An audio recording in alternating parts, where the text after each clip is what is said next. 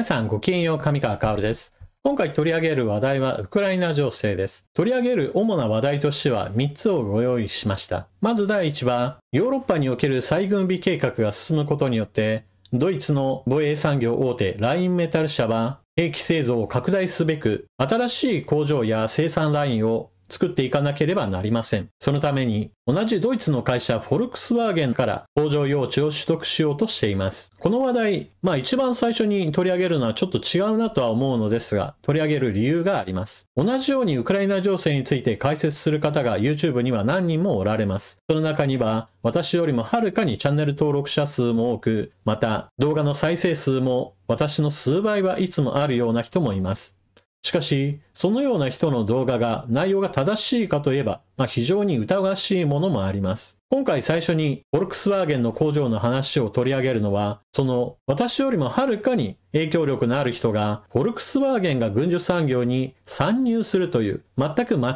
った情報を流しているからです。毎回のように間違った情報を流すかどうかはわからないので、その方の個人名は挙げませんが、ぜひとも正しい情報を摂取するようにしてください。二つ目の話題は、ポーランドの核兵器装備についてです。そして三つ目は、ロシア領クルスク州における戦い、ウクライナ軍が現地司令部を置いていたスジャの町から撤退したようです。停戦協議の行方についての続報とともに取り上げていこうと思います。フィナンシャルタイムズの記事より、ラインメタルは戦車生産のため、休止中のフォルクスワーゲン工場を引き継ぐ可能性があると述べている。成長を続ける軍需メーカーのラインメタル社が苦戦する自動車メーカーが生産規模を縮小する一方で、ドイツ国内で生産能力の増強を求めていることから、ラインメタルは間もなく休止となるフォルクスワーゲンの工場の一つを買収することを検討している。パッペルガー最高経営責任者は、フォルクスワーゲンのオスナブルック工場はラインメタルの事業にぴったりだと述べた。悠久自動車工場の買収決定は戦車の受注をさらに確保できるかどうかにかかっていると強調した。フォルクスワーゲンのオスナブルック工場は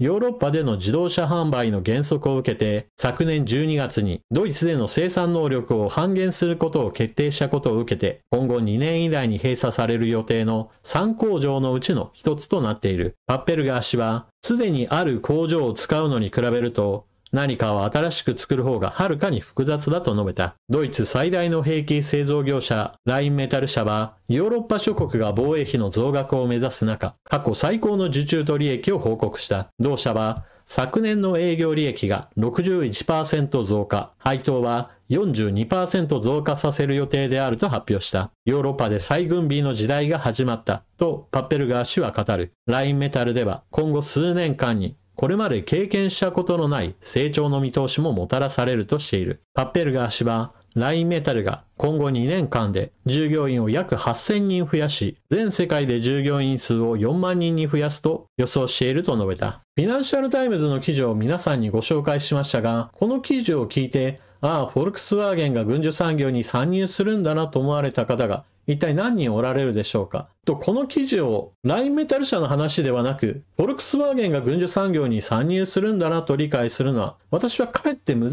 しいと思います。ただ、インターネットではそのように主張する動画が非常に再生され、またそれに突っ込んでいる人もほとんどいないような状況だったので、改めて正しいニュースをインプットしてください。そして、このニュースを理解するためには2つのポイントがあります。まず第一に、現在のドイツにおいては自動車産業は苦境に立っています。従来のEU 諸国は電気自動車 EV を促進しようというかなり前がかりになっていました。しかし、ドイツの電気自動車に対する補助金がなくなったり、もしくは中国の電気自動車が安値構成を仕掛けるといったことが行われることによって、ヨーロッパの電気自動車は計画よりもはるかに売れないものになってしまいました。また、最近ではヨーロッパにおけるバッテリーを何とか自給しようとする試みも頓挫しています。スウェーデンで生産に取り掛かっていた EV 用バッテリーメーカーノースボルトが自己破産を申請し、ヨーロッパメーカーはいずれも中国や韓国、EU 域外のバッテリーメーカーに頼らなければ電気自動車を作れない状況へと陥りつつあります。フォルクスワーゲンはそのため国内での工場閉鎖を含めてかなり揉めました。当初は3つの工場を丸ごと閉鎖するかもしれないといった話があり、これに労働組合が猛反発、経営陣との激しいやり取りの末に工場の閉鎖は免れたものの、生産ラインそのものは縮小することが決定しました。一方で、ヨーロッパにおいては EU の欧州委員会のフォンデアライエン委員長がヨーロッパの再軍備計画の発動を表明し、125兆円もの予算計画をまとめようとしています。フォルクスワーゲンでは従来の工場敷地の中で全く使わないような場所が出てきてしまうため、これを何とか活用することが求められています。一方において、ラインメタル社は大量に契約を受注することになるわけですから、生産能力を大幅に引き上げる必要があります。一から工場を作るのはとても大変なことです。用地を取得し、整地し、設備を整える。それには非常に時間もかかるものです。しかし、フォルクスワーゲンの工場の有給地を買収するというのであれば、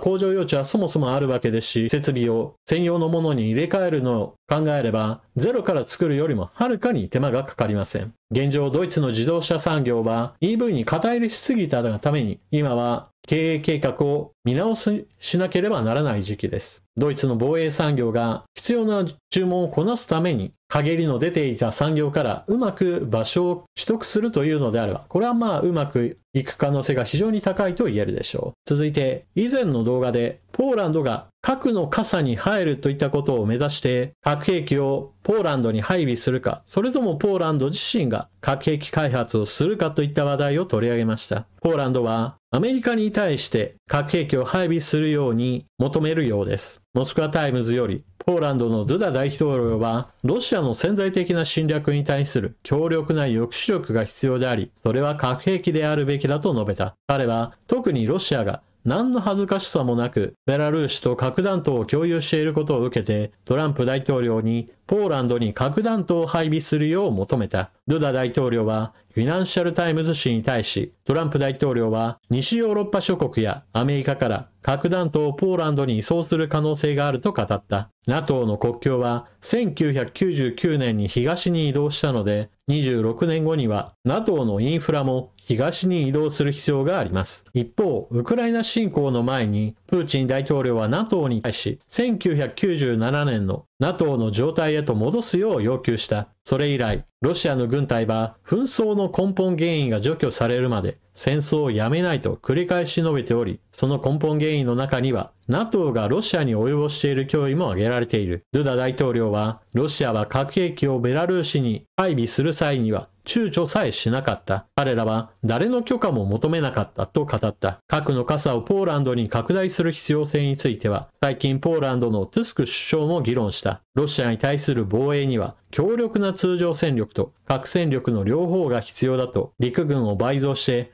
50万人にするという計画も発表した。フランスの核兵器をヨーロッパ同盟国防衛に使うというマクロン大統領の提案についても真剣な交渉を行っていると指摘している。ドゥダ大統領は2022年にポーランドに核兵器を配備する計画をバイデン政権にも提案したが、支持は得られなかった。ロシアによるウクライナへの本格的な侵攻というのは侵略戦争という点で国際法違反ですし、それに伴う各国の動きを大きく変動させるものでした。国際秩序の崩壊に伴って大きく動き出しています。それが核兵器の拡散です。ただし、今核兵器を持っている国々が新たな核兵器保有国が生まれることを望んではいません。ですからフランスのマクロン大統領はヨーロッパ諸国に対して自国での核兵器を開発するのではなく、フランスの核兵器を配備することによって核の傘を提供するので、自国での核兵器開発はちょっと待ってねという抑えをしようとしているわけです。一方でポーランドは通常兵器としてはアメリカ製の兵器を大量に輸入することをすでに決定している国です。戦車も戦闘機も長距離兵器についていってもアメリカから大量に何兆円レベルでの購入を決めています。それだけにアメリカの核兵器を配備してもらうということも堂々と言えるわけです。ただし、この記事の中ではドゥダ大統領の発言を取り上げましたが、トゥスク首相としてはアメリカがヨーロッパの安全保障はヨーロッパでやってねと言うんだから、フランスの核兵器を使ってポーランドを核の傘に収めるべきだという話をしています。ですから、最終手段としてポーランドが自国で核兵器開発を行う可能性もあります。そしてそのような話が堂々とできるくらいに今、国際情勢は大きく変動しているわけです。従来であれば、我が国で核兵器を開発するぞと言い出せば、それだけで一つ大きなニュースになったはずです。しかし、今ではそのような話をしても大きなニュースにはなりません。つまりそれぐらい国際秩序が乱れといったものが進んでいるわけです。ヨーロッパで再軍備計画といった話が出ても、それが何か咎められるわけではなく、明らかに多くの人たちが必要としていて、認める方向へと向かっているのも大きな情勢の変化だと言えるでしょう。さて、ウクライナの戦況についての関連ニュース。プーチン大統領がロシア西部クルスク州で全地域の奪還をしというニュースが流れています。プーチン大統領はウクライナ軍が越境攻撃を行っているロシア西部のクルスク州を訪れ、ロシア軍が攻勢を強める中、掌握された全ての地域をできるだけ早く奪還するよう指示しました。これまでプーチン大統領はクレムリンにとどまりスーツ姿でしたが、今回は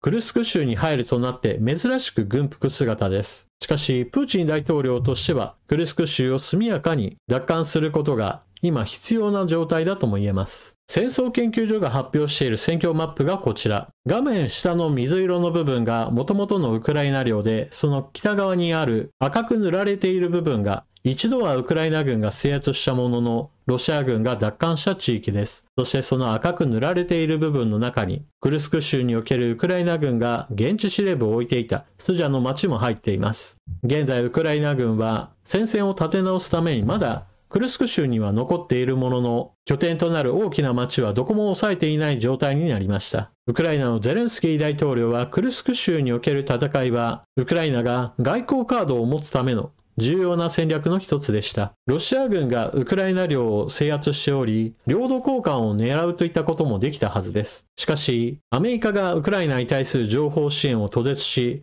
ロシア軍の動きをつかみづらくなったところで、ロシア軍が一気に攻勢に出ました。わずか1週間程度でロシア軍が大幅に前線を押し上げ、クルスク州の戦いの趨勢を決めてしまいました。現在の占領地域の面積では大きな外交カードとしてはちょっと使えなくなりました。プーチン大統領がクルスク州における攻勢を一気に強めて、領土を奪還すべしという葉っぱをかけています。攻勢がうまく進んだ背景としては、アメリカによるウクライナに対する支援の途絶といったものが大きな助けとなりました。しかし、それ以上に停戦合意案の合意という大きな外交的な動きをプーチン大統領も無視しているわけではありません。少なくともトランプ大統領の決めた案にウクライナが従った以上、トランプ大統領の批判の矛先はゼレンスキー大統領からは離れることとなります。その時にアメリカ側からウクライナが了承したこの停戦合意案をロシアは受けるのか受けないのかと突きつけられた時に、米ロの対立関係といったものを作るのはプーチン大統領としてはなるべくは避けたいでしょう。しかし、なるべくという言葉には当然のように、後で受け入れても問題ないという思いがあるはずです。なぜならば、停戦合意をした後であっても、それを破るのもまた大した問題だとプーチン大統領は考えていないはずです。従来ロシア側の動きとしては、停戦が合意されたとしても、現場レベルにおいては、ウクライナ軍に対して攻撃を行って、それに対する反撃が来れば、その時に大々的に、ウクライナ軍がロシア軍を攻撃した、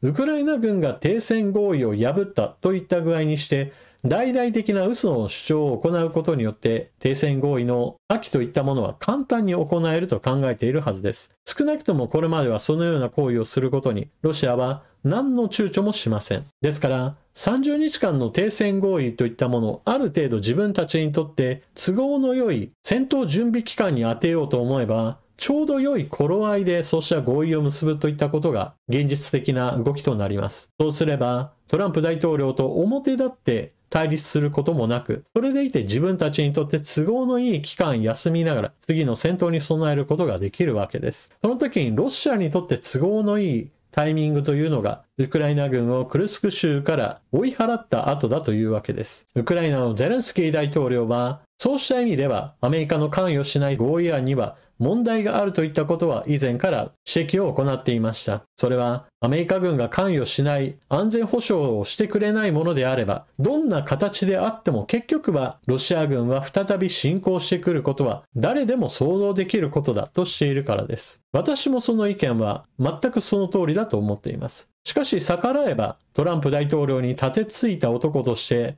トランプ大統領から非難され、アメリカからの支援について途絶されるわけですから、ウクライナとしては正論を述べて支援が途絶されるよりも我慢して受け入れざるを得ないといった立場になっているわけです。強者の意見にねじ伏せられてしまうといったこの光景を見ると、やはり自分の国はいかにして自分で守る体制づくりを事前に行うか、その重要性がわかるというものだと思います。ただし、ウクライナの場合だと、自力の国力差としては、ウクライナ1に対してロシアはもともと10倍程度ありますから、たとえ意識高く持って軍備を備えていたとしても、本格的な侵攻を抑止できたかどうかといえば、ちょっと疑問点が残ります。一方で日本の場合だと、周りを海で囲まれている以上、少なくとも守りに徹する場合においては、血のりは間違いなくあります。あとはその血のりに甘えず、平和の時にどれだけ備えをできるかが政治の責任だと言えるでしょう。というわけで今回の動画はここまで。最後までご視聴いただきありがとうございました。チャンネル登録していない方はぜひともこの機会にチャンネル登録よろしくお願いします。そして情報の整理整頓に役立ったなと思われる方は他の方にお勧めしたり、スーパーチャットのご利用も検討してください。